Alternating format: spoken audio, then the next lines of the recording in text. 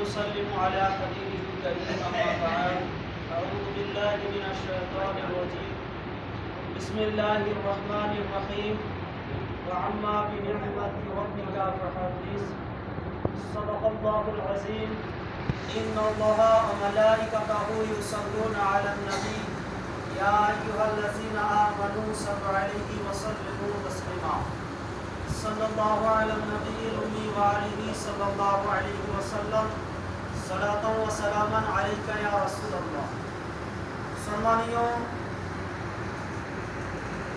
আমার বয়োজ্যেষ্ঠ বাবা ও ভাইরা, প্রশংসা মহান করুণাময় রব্বুল আলামিনের জন্যই, যিনি অক্ষয় অক্ষয় অনাদি অনন্ত নিরাকার নিরঞ্জন চির জীবন্ত। মহান রব্বুল আলামিনের জন্য শুকরিয়া আদায় করি, সকলে মিলে বলুন আলহামদুলিল্লাহ। অতঃপর লক্ষ কোটি দরুদ ও সালাম শান্তির ধারা বর্ষিত হোক নূরের নবী, প্রেমের ছবি, নবীদের নবী, নবীদের মাস্টার, জান্নাতের টিচার, জান্নাতের সরদার হুজুর সরওয়ারে দু আলম সাল্লাল্লাহু তাআলা আলাইহি ওয়াসাল্লামের প্রতি। সকলে মিলে পড়ি আল্লাহুম্মা আমিন। সর্বপ্রথমে আমি আমার তরফ থেকে আপনাদের সকলকে পবিত্র ঈদুল ফিতরের আন্তরিক শুভেচ্ছা, অভিনন্দন এবং মুবারকবাদ জানাই। যে আজকে রব্বুল আলামিন আমাদের সকলকে এক মাস রমজান মাস অতিবাহিত হওয়ার পরে নেয়ামত স্বরূপ ঈদ দান করিয়াছেন। এই জন্য আল্লাহ রব্বুল আলামিনের নিকটে শুকরিয়া জ্ঞাপন করি। আবার সকলে মিলে বলব আল্লাহ আমিন। তো মুআজ্জাজ সামাইনে কেরাম, আজকে বড়ই খুশির দিন। শুধু খুশি নয়, ডবল খুশির দিন। এক, আল্লাহ রব্বুল আলামিনের তরফ থেকে আমাদের জন্য ঈদের খুশি, এরই মাঝে কিছুক্ষণ পরে আবার আমাদেরকে আল্লাহ জুমার খুশি দিয়েছে। তো জুমা হলো একটা সাপ্তাহিক ঈদ, আবার বছর শেষে একটা ঈদ। আল্লাহ রাব্বুল আলামিন বলছেন 30 পারা সূরাতুল দুহার মধ্যে, ওয়া আম্মা বিনি'মাতি রাব্বিকা ফাহাদ্দিস।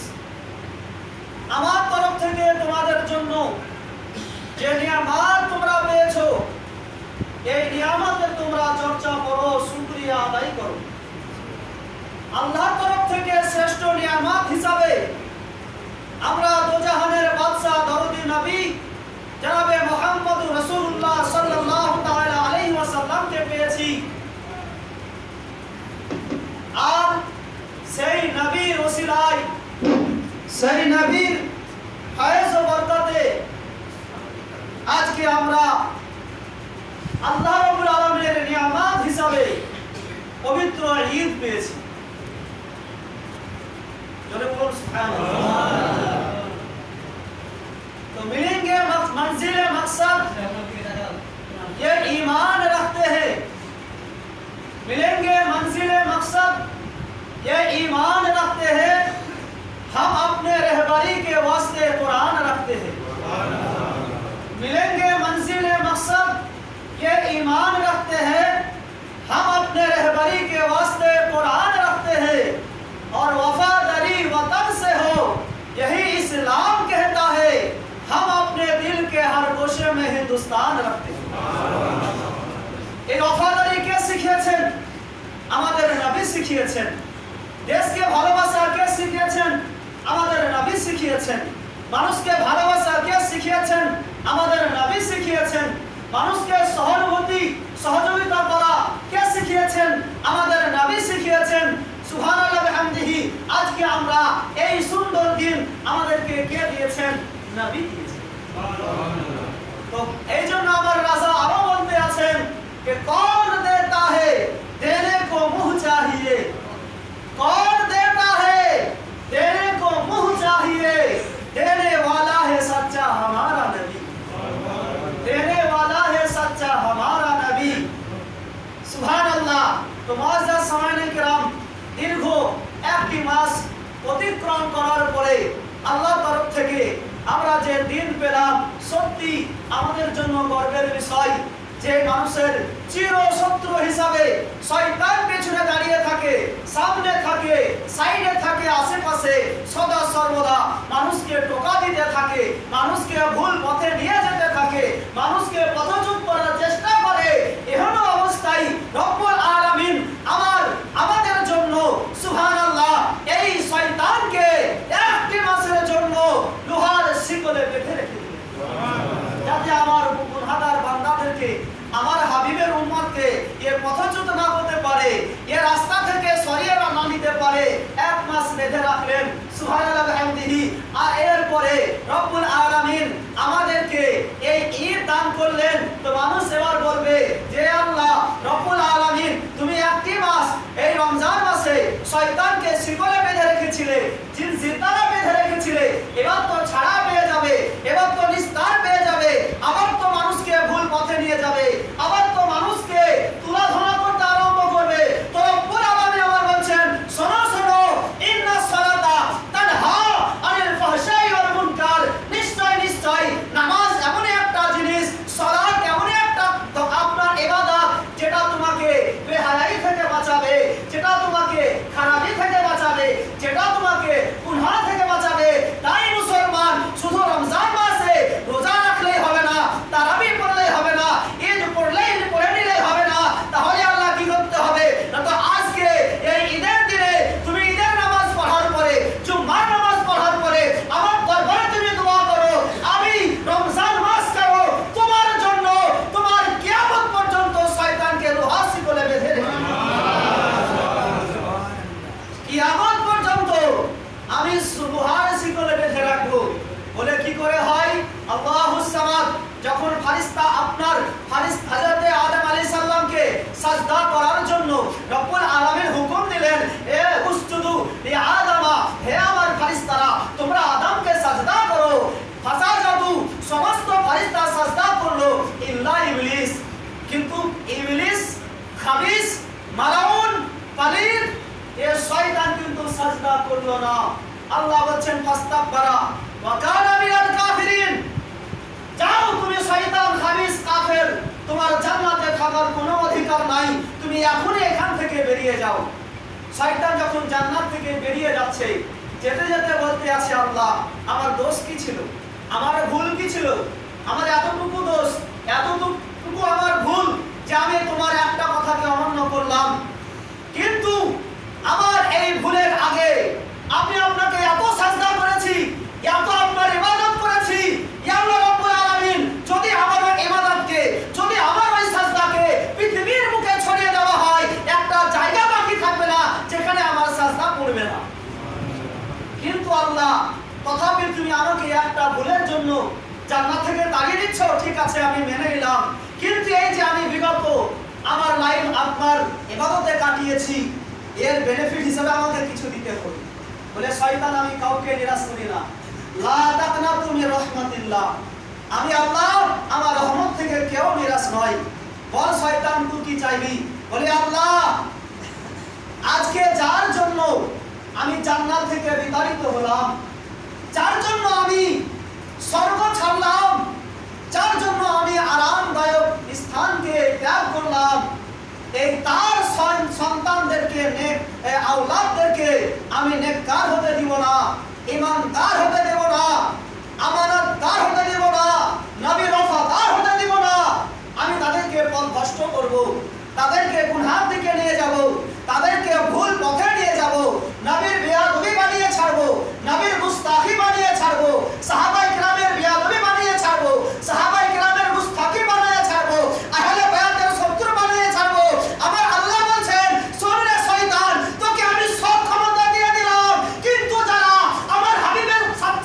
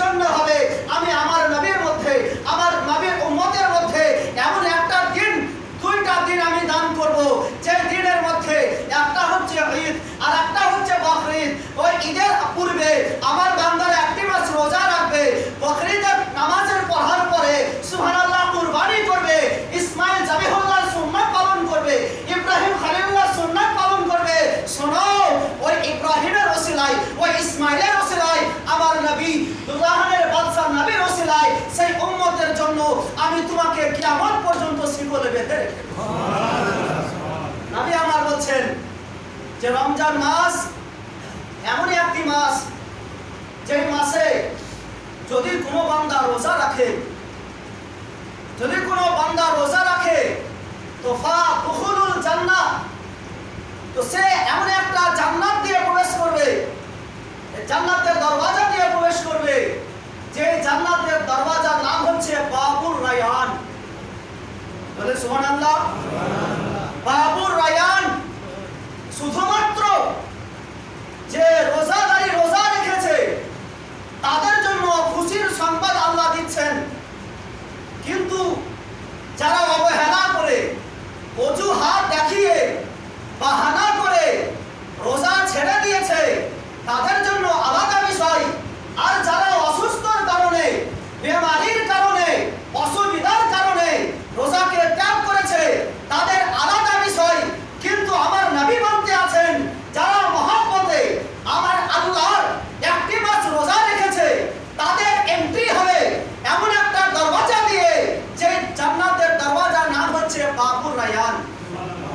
ওই দরওয়াজা দিয়ে শুধুমাত্র তারাই প্রবেশ করবে যারা রমজান মাসের রোজা রেখেছে।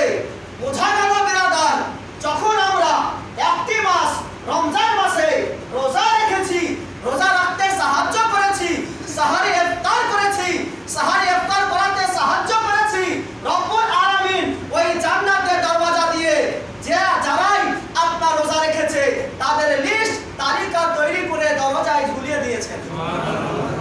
এবার আল্লাহ বলছেন, শয়তান তুমি আমার বান্দাকে পথচ্যুত করবে, তুমি আমার বান্দাকে ভ্রষ্ট করবে, আমার বান্দাকে গুনাহগার বানিয়ে ছাড়বে। একবার জান্নাতের দরওয়াজার দিকে তাকাইয়া দেখো, যার যার নাম এই দরওয়াজায় লিপিবদ্ধ হয়ে গেছে, ওই নাম আর কেউ মুছতে পারবে না। সুবহানাল্লাহ। এর নাম হচ্ছে রোজা, এর নাম হচ্ছে তারাবি, এর নাম হচ্ছে ইফতার, এর নাম হচ্ছে সাহরি। সুবহানাল্লাহ বিহামদিহি। এই সমস্তকে পেয়েছি আমরা শুধুমাত্র দোজাহানের বাদশা নূরে মুস্তাফা সাল্লাল্লাহু তাআলা আলাইহি ওয়াসাল্লামের জন্য বিরাদার।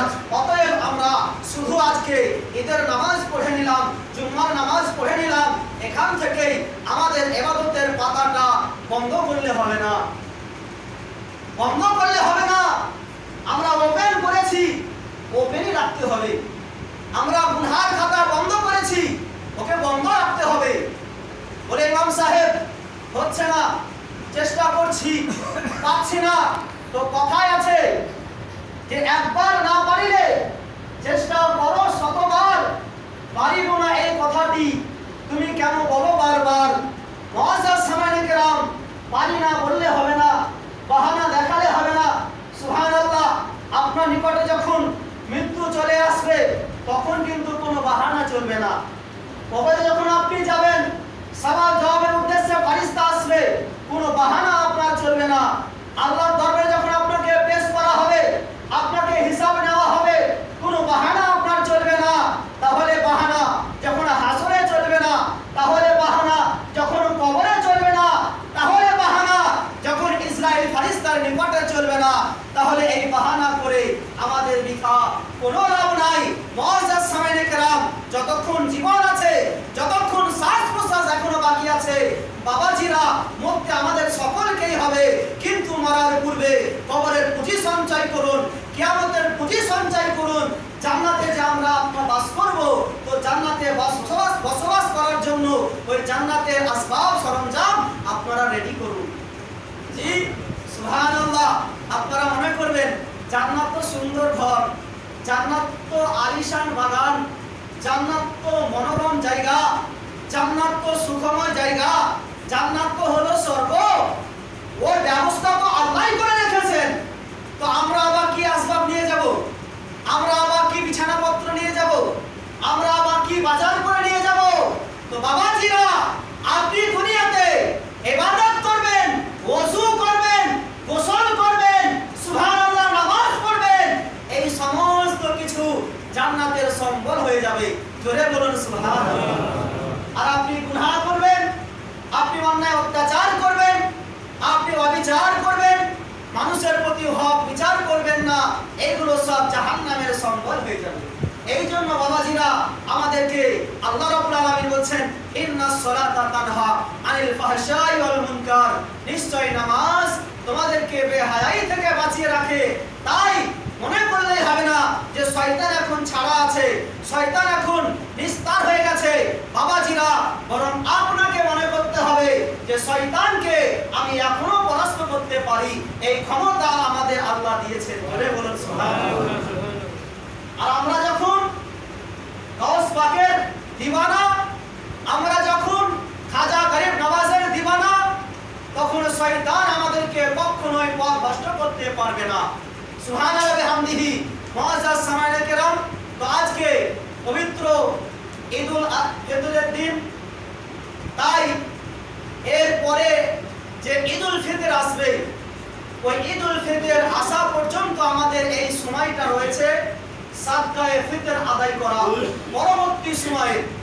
এই জন্য বাবাজিরা আপনারা এর পরবর্তীতে সকলেই চেষ্টা করবেন যে কমপক্ষে ঈদের নামাজ পড়ার পূর্বে পূর্বে আপনারা ফিতরাটা আদায় করে দেওয়ার, গরিবের হক গরিবের হাতে, দুস্থের হক দুস্থদের হাতে তুলে দেওয়ার। এর নাম হচ্ছে খুশি। আপনিও খুশি থাকবেন, তারাও খুশি থাকবে। আল্লাহুস সামাদ নবী তো জাহান শাহনশাহ দো আলম সাল্লাল্লাহু তাআলা আলাইহি ওয়াসাল্লাম কেমন ঈদ পালন করেছেন, সাহাবায়ে কেরাম কেমন ঈদ পালন করেছেন, তাবেঈনে কেরাম তাবেঈনে কেরাম আইমায়ে মুজতাহিদিন তিনারা কেমন ঈদ পালন করেছেন। আল্লাহুস সামাদ ওই রকম ঈদ আমাদেরকে পালন করতে হবে। যাই হোক ব্রাদার ইসলাম, রব্বুল আলামিন যেন আমাদের সকলকে সকলের সঙ্গে মিলেমিশে থাকার তৌফিক দান করেন। সকলে মিলে বলি আমিন। এবং আমরা বর্তমান পরিস্থিতি অনুযায়ী আল্লাহর কাছে বেশি বেশি করে দোয়া করব এবং এই আকীদা রাখব যে আল্লাহ আমাদের দোয়াটা কবুল করে আমাদের গুনাহকে মাফ করে দেবেন এবং আমাদেরকে যাবতীয় ভাইরাস থেকে আমাদেরকে আল্লাহ নিস্তার দিয়ে দেবেন এবং আমাদের আত্মীয় স্বজন যারা কবরে চলে গেছে আল্লাহুস সামাদ তাদেরকেও আল্লাহ আযাব থেকে পরিত্রাণ দেবেন। এই রকম আকীদা রেখে আল্লাহর কাছে দোয়া করব। সুবহানাল্লাহ। ইনশাআল্লাহুল আজিজ রব্বুল আলামিন আমাদের দোয়া কবুল করবেন। সকলে মিলে আবার বলি আল্লাহুম্মা আমিন। আর আপনাদেরকে আবারও রিকোয়েস্ট করব যে সুবহানাল্লাহ, আপনারা নামাজ পড়েছেন, ইবাদত করতে শুরু করেছেন, এটাকে বন্ধ করবেন না, কন্টিনিউ রেখে যান। রেগুলারলি আপনি পড়ার চেষ্টা করুন, নামাজ কখনো মিস করবেন না। নামাজকে কখনো বলবেন না কাজ আছে, কাজকে বলুন নামাজের সময় হয়ে গেছে। ধানের বোঝা আপনি নামাজ পড়ে উঠাতে পারেন, ধান মারার কাজ নামাজ পড়েও করতে পারেন। আল্লাহুস সামাদ ধান কাটার কাজ নামাজ পড়ার পরেও করতে পারেন। কেননা আল্লাহু খায়রুর রাযিকিন, রুজি দেনেওয়ালা আল্লাহ, আল্লাহ হলেন রিজিক দেনেওয়ালা। আল্লাহ থেকে বড় রুজি দেনেওয়ালা আর কেউ নাই। তুমি ধানের বোঝা মাথায় উঠাতে যাচ্ছ, ওই ধানের বোঝাটা কিন্তু আমার আল্লাহ না দিলে হতো না। তাই ধানের বোঝাটা তুমি যে পেয়েছো, ওই বোঝা ধানের জন্য আগে আল্লাহর কাছে শুকরিয়া আদায় করো। ওই ফসল ভর্তি জমির জন্য আগে আল্লাহর কাছে শুকরিয়া আদায় করো, তারপরে তুমি দুনিয়ার কাজ করো। আল্লাহ বলছেন না যে তোমরা মসজিদে পড়ে থাকো, সারাক্ষণ ইবাদত করো। আল্লাহ বলছেন না, আল্লাহ কত সুন্দর ভাষায় বলছেন, ফাইজা কুদিয়াতিস সালাত, 28 পারা সূরাতুল জুমার মধ্যে বলছেন ফাইজা কুদিয়াতিস সালাত ফান্তাশিরু ফিল আরদ। আল্লাহুস সামাদ তোমরা যখন নামাজ আদায় করে নিয়েছো, আমার ইবাদতে তোমরা নাম লিখে দিয়েছো, এবার তোমরা ফান্তাশিরু ফিল আরদ, জমিনে তোমরা ছড়িয়ে যাও, জমিনে তোমরা চলে যাও, খেতি বাড়ি করো, ফসল ফলাও, চাষ করো, ফসল আবাদ করো, রুজি বৃদ্ধি করো। আল্লাহুস সামাদ রুজি তোমরা তালাশ করো। তাহলে আল্লাহ ইবাদত করতে বলছেন, আবার ফসল ফলাতে বলছেন। বোঝা গেল যে जिंदगी के लिए बंदगी चाहिए, जिंदगी के लिए बंदगी चाहिए और बंदगी के लिए जिंदगी चाहिए। मुआज्जाज सामाईन किराम, জীবনের জন্য ইবাদতের প্রয়োজন আছে, আবার ইবাদতের জন্য জীবনেরও প্রয়োজন আছে। কোনোটাকে আলাদা করে নয়, কোনোটাকে ডিভাইড করে নয়, দুটোকে সংযুক্ত করে যদি আপনি এই জগৎ থেকে বিদায় নিতে পারেন, আই হোপ আপনি এই জগৎ থেকেও আপনার সাকসেসফুল হবেন এবং পরজগতেও আপনি সাকসেসফুল হবেন। রব তাআলা আমাদের সকলকে তিনার প্রিয় হাবিবের কদম তলে গ্রহণ করুন। সকলে মিলে বলি আল্লাহুম্মা আমিন। ওয়া আখির